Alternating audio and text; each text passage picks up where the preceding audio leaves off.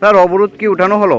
হ্যাঁ, অবরোধ উঠানো হয়েছে, কারণ গত রাত্রে আমরা আমাদের যে 9.4 ডিমান্ডসকে নিয়ে ল্যাং অ্যান্ড ব্রেড সব নোডাল অফিসারের সাথে আমরা আলাপ আলোচনা করেছি এবং আমাদের যে ডাউনলাইনদেরকে বোঝানোর জন্য আমরা একটু অবরোধ করতে হয়েছে। এখন আমরা আমাদের অবরোধ এখানে সমাপ্ত ঘোষণা করছি।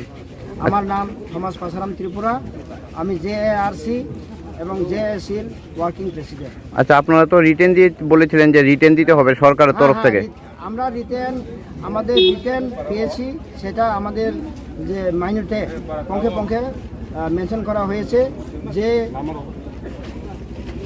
আমাদের ডিমান্ডের উপরে ওনারা আমাদের সাথে যে ডিসকাশন করেছে, যে আলাপ আলোচনা করেছে, সেটা আমরা ওনাদের সাথে বুঝে শুনে আমরা ওই পয়েন্টগুলোকে ওনাদের কাছে উত্থাপন করতে পেরেছি এবং সেই মোতাবেক আমাদের নোডাল অফিসাররাও আমাদেরকে বোঝাতে পেরেছে এবং সেই মোতাবেক আমাদেরকে ইন রিটার্ন মাইনর পাস করে আমাদেরকে দেওয়া হয়েছে। আচ্ছা, মানে রাজ্য সরকার থেকে রিটেন দিয়েছে আপনাদের?